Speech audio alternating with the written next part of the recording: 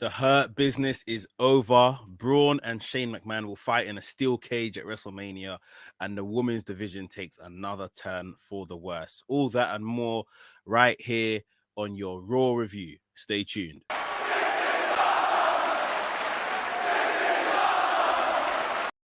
What's up, Maniacs? My name is Mex. I'm a wrestling fan, a wrestling enthusiast, a WrestleManiac, if you will. And today we are talking about Monday Night Raw.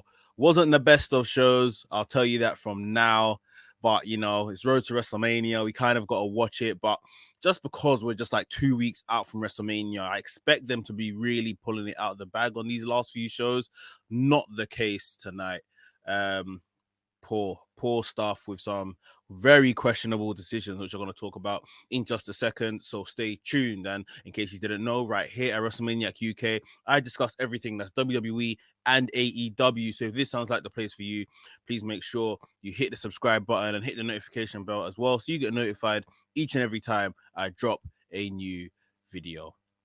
Ladies and gentlemen, without further ado, let's get into the Raw review. The show opened up with the Hurt Business all coming out. They were obviously talking again about, you know, the bounty that's basically been put on Drew McIntyre's head, that anyone can take him out. And then MVP and Bobby Lashley turned their attention to Shelton Benjamin and Cedric Alexander, saying, you know, we wouldn't have to ask people outside if Cedric and Shelton basically done their job within the Hurt Business and put these guys away like they were asked to. They had a 2-on-1 handicap match against Drew last week and lost. So MVP and Bobby Lashley basically drew them out and said, yeah, that's not on. Cedric was saying, you know, couldn't we have done this in the back? You brought us out here to, you know, kind of embarrass us. Bobby Lashley said he can no longer be affiliated with these guys. They're losing. He doesn't even want to talk about their Raw Tag Team Championship that they lost to the New Day. Wasn't impressed with them at all. And yeah, Shelton Benjamin was the one that was especially standing up for himself. Said, you know, don't talk to me like I'm a child. Kind of went at Bobby Lashley. Bobby Lashley attacked Cedric Alexander. Shelton Benjamin protected Alexander, threw Bobby Lashley off, and they got into a tussle as well. So yeah, Bobby Lashley has effectively ended the Hurt Business. He will only be like rolling with MVP now, I guess, in this kind of managerial position that he's holding. Not cool, you know. It's not good. I think it just, if anything, it's just forecasting too much what's going to happen at WrestleMania, which is Bobby Lashley's going to lose. Everything we liked about Bobby Lashley and built him up, and what was built up around him in terms of the Hurt Business, in terms of holding a US championship for as long as he did, and then becoming WWE champion, they're slowly breaking it up so that when Drew McIntyre wins, you know, we're all happy that Drew's won. They're making Bobby and everything around him look a bit like a chump, if you see what I mean. So it's unfortunate. Like they've got a lot more left in the tank, in my opinion. WWE should resort to factions, especially with the amount of talent they have, because now we can only imagine when's the next time after all this stuff is done, maybe after WrestleMania, when are we going to see Shelton Benjamin and Cedric Alexander next on TV? You know, Bobby Lashley might still be all right, might still get on TV every now and again, but nobody seems happy with this, including MVP. No one seems happy with this decision. Like I said, I think it's just forecasting the fact that Drew McIntyre is going to win at WrestleMania. That's all they're doing, which isn't the best. Like, I would have rather had two complete powerhouses with, you know, great lead ups to WrestleMania go into this match, and then we see who really triumphs, you know. But it just looks to me that Drew McIntyre is going to win at WrestleMania, which is fine. I like Drew. That's not, you know, there's no secret there, but it shouldn't be so predictable, you know. But yeah, you know, this is how they book some stuff every now and again. I don't know why. You know, we've seen Retribution be a faction that's not worked out. Hurt Business is a faction that has worked out, and they've kind of closed it up prematurely. So yeah, I'm not too happy about that. But yeah, that's where we are with the Hurt Business stuff anyway. And later on in the night, we were going to have Shelton Benjamin versus Bobby Lashley in a match. Next up on the night, we had Sheamus versus Riddle. This is from their kind of backstage altercation from last week. They had another backstage altercation this week before the match. Really good match, probably the match of the night if I remember. Just a really solid match. Sheamus, you know, as we've been saying in recent weeks, has just been doing some really stellar work with whoever he's been put in the ring with. Matt Riddle as well, very good in the ring. Once he's done with all the childish gimmicks in and out the ring with the scooter and stuff, yeah, he is very good in the ring. Hi, Rate Plus. Rate Plus says hi. Thanks for joining us today. But yeah, this is a really, really good match. However, not however, sorry, Sheamus got the win. I think it was a knee strike that Sheamus actually pinned Matt Riddle from. Matt Riddle got a bit of heat back attacking Sheamus after the match, but we learned that basically this match is going all the way to WrestleMania. United States Championship match, Sheamus versus Matt Riddle, which is deserved, especially if Sheamus is going to pick up the title. I think this is really deserved for the last year or so that Sheamus has had. I did think that they would probably make this a multi-man match of some sort, put some more guys in there to get some more guys on the card, but you know, I guess this works, sort of thing. I would have rather saw some type of multi-man match, to be completely honest. Maybe a ladder match or something for the US Championship. That would have been fun. But yeah, I guess we'll take this. Like I said, Sheamus is deserving of a WrestleMania match given the year that he has had. Really good stuff from him. Next up on the show, we had Jackson Ryker versus Braun Strowman. Before this match kicked off, we had Jackson Ryker, Elias, and Shane McMahon come out to the ring, done some more mocking of Braun Strowman in the shape of they had his 5th grade report card, I believe it was, and you know, everything was a D. Every subject was a D, with comments that, you know, he's incapable, he's ill-disciplined, he distracts the class, he needs to go to summer school. Yeah, there's just more of this kind of stuff from Shane McMahon. But Braun Strowman came down to the ring and he had his match with Jackson Ryker. Nothing special, nothing to, you know, to wow about. It was just a bit of a the whole segment was just a bit of a mess, to be completely honest. I'm trying to be positive today, guys, but you know, this show wasn't great. We saw Braun Strowman put away Jackson Ryker with the running power slam. And then straight after that, we saw Elias and Shane McMahon get into the ring and just lay a beating on Braun Strowman. He kind of jumped up and hulked out and pushed them both back, where Shane McMahon slid out under the ring and ran up the entrance way.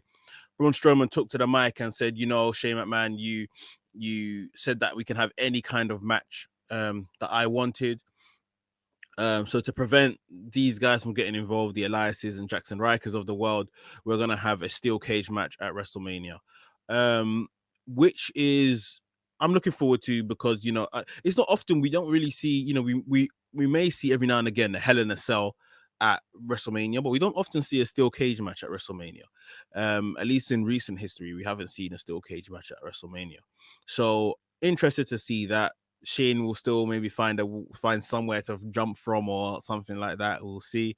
It is what it is. This feud, this build has just been rubbish. I really hope, like I've been saying, Braun Strowman gets to hit a reset button after this feud, after WrestleMania, and we see something new from him, because this has been trash. Next up on the show, we had a episode of the Dirt Sheet. Miz and Morrison, they were debuting their new song, Hey Hey Hop Hop, a dig at Bad Bunny and Damian Priest, I guess. And obviously Miz was still building up and trying to sell the big match he's got coming up at WrestleMania against Bad Bunny. Bad Bunny came out and Damian Priest kind of stood in front when it looked like an altercation was about to happen between the Miz and Bad Bunny. Damian Priest then got out of the way and said, he'll handle you, let me just get out of the way. Bad Bunny gave a right hand to Miz, almost knocking him down on the ground. Miz and Damian Priest got into the ring, kind of stood tall over Miz and Morrison. I'm still kind of amazed that this isn't a tag match at WrestleMania. I thought a tag match probably would have been best. Get Damian Priest and Morrison on the card as well. You know, they've been all telling this story since about January, so I felt like it would have been right, but I guess not. Miz versus Bad Bunny at WrestleMania. So I guess we'll see that. Rate Plus says I like the song. You might be one of the only people that like that song, Rate Plus. Cool. Next up on the show, we had Cedric Alexander versus Shelton Benjamin. Before we get onto that, guys, please make sure if you haven't already, you smash the like button. Thoroughly appreciate it every time you guys hit that like button. It does loads for the channel. So whether you're watching on Facebook or YouTube, please make sure you hit the like button. Thank you very much. Next up on the show, Cedric Alexander, Shelton Benjamin versus Bobby Lashley. But Benjamin kind of quickly got out the blocks and attacked Bobby Lashley, but it was very much premature. We saw a flatliner from Bobby Lashley. We saw a pay dirt from Shelton Benjamin, but yeah, all it was waiting for, which we all probably expected, was the hurt lock from Bobby Lashley, locking that in on Shelton Benjamin. Before I believe Shelton Benjamin passed out, he didn't tap. So yeah, Bobby Lashley comes out on top over Shelton Benjamin. Oh, what we got here? Next up on the show, it was Xavier Woods was going to have a match with AJ Styles. Before that, the New Day hosted a game night to help the likes of AJ Styles and Omos kind of know each other a bit better.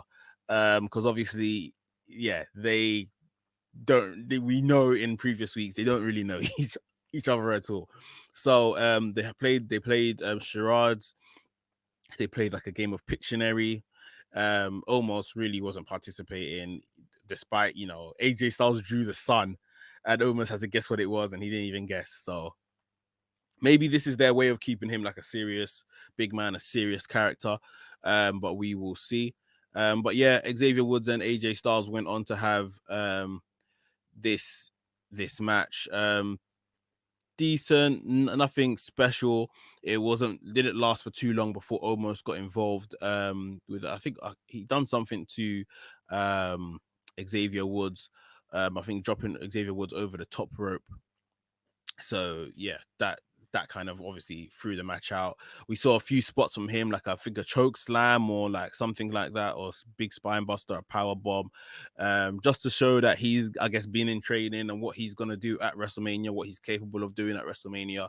So yeah, they're building up Omos nicely. We expect AJ Styles and Omos to probably win the titles at WrestleMania, the tag titles. So yeah, we'll look forward to that, I guess. Next up on the card, we had Shayna Baszler versus Naomi. This was just an absolute mess. So Shayna Baszler versus Naomi. Lana was at ringside. Mandy Rose and Dana Brooke were on commentary. Obviously, Nia Jax and Reginald came down to ringside as well. Reginald came up on the apron to get involved. Lana got involved to take him off the apron. Nia then got involved with Lana, tried to pick her up and put her through a table. Lana got out of the way. Lana pushed Nia Jax into Mandy Rose and Dana Brooke. She took out Mandy Rose. Dana Brooke got up and attacked Lana. While all this was happening, Shayna Baszler was obviously watching. Then she got rolled up by Naomi for the win. So Naomi gets a win, pins one half of the tag team champions. Just a nothing's match. This whole vibes of what's been going on between these particular teams in the last 2 weeks or so is kind of giving me like old school, the Divas division vibes, like just not caring, booking them in like 2-3 minute segments, 2-3 minute matches, just a bit of a mess. Just announce that you're going to do a triple threat tag match or something at WrestleMania with all these ladies involved. Like,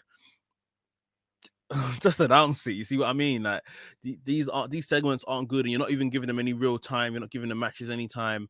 It's just a complete mess. So yeah, let's just have it so we know what we're looking forward to. So we know why we're watching this every week. Last but not least, we had Drew McIntyre actually backstage. He went into the locker room and he called out everyone and said, if this was me, I would be looking to take myself out, you know, for a opportunity. So who's going to step up? He spoke to Braun. Braun said, you know, if he becomes champion at WrestleMania, he's coming after him after WrestleMania. He attacked Humberto Carrillo. He attacked Drew Gulak. I think he attacked Angel Garza. Ricochet said, you know, it's not my style to attack you, but I'll give you the fight if that's what you're looking for. So we had Ricochet versus Drew McIntyre. A little decent match in the little time they had. Nothing major. And in the end, we saw a Claymore kick take out Ricochet, and then Drew McIntyre got the win. So straight after Drew McIntyre beat Ricochet, we saw Mustafa Ali emerge, and Mustafa Ali wearing new attire. The R on his attire that was Retribution now it's an A for Ali. So he's clearly washed his hands of that and is rolling alone. Still a heel though, it seems. Again, he was put away by the Claymore pretty fast. Drew McIntyre called out Bobby Lashley.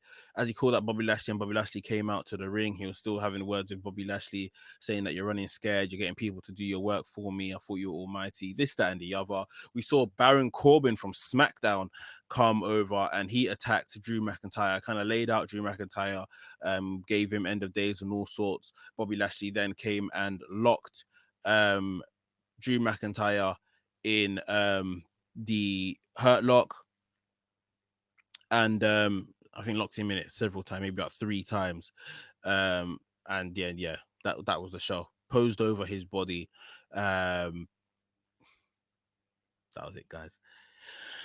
Really lackluster show, man. Like, you know, usually I don't even do the review this quickly. I'm probably here for another 10 minutes, but it just shows there's nothing here to really talk about. Just forwarding on the stories that we know are happening at WrestleMania, dilly-dallying with the ones you haven't announced yet.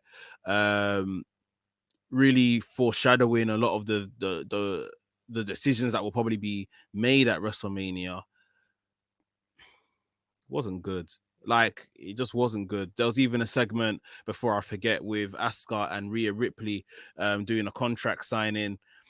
Nothing to scream about there. It was just a contract signing. Rhea Ripley in the end, you know, flipped the table over on Asuka. That was it. The women's tag team champions came out again and challenged these guys to a tag team match next week, the week before WrestleMania. You're doing a tag team match. We're like, why? They have nothing to do with this division. They've got a women's title match, but again, it just shows the lack of care for the women's title. Forever throwing it in with the women's tag titles. Like, it's poor. It's so poor. It's, yeah, man. It's, I don't know. I really didn't enjoy this Raw. Raw is hard to enjoy on most weeks, but this one was particularly poor, especially being so close to WrestleMania. You know, this doesn't make you feel like you want to watch it or buy a ticket if you were going to buy a ticket. It's just, yeah, it wasn't. Yeah, guys. So that was the Raw review. I won't even say I hope you enjoyed it. I don't really think there was much to enjoy. But yeah, I hope you enjoyed my review of it. Gosh, I mean, let me know what you think of the Hurt Business breaking up. That was probably one of the low points of the show for me. Just how they've kind of got them to this point and escalated and fast forwarded everything with them. So yeah, let me know how you think about the Hurt Business breaking up. Remember to hit the like button if you haven't already. I thoroughly appreciate it every time you guys do that. And if you're new to the channel, welcome to the channel. Subscribe to the channel, hit the notification bell so you get notified each and every time I drop a new video. WrestleManiac UK signing out, and I'll see you soon.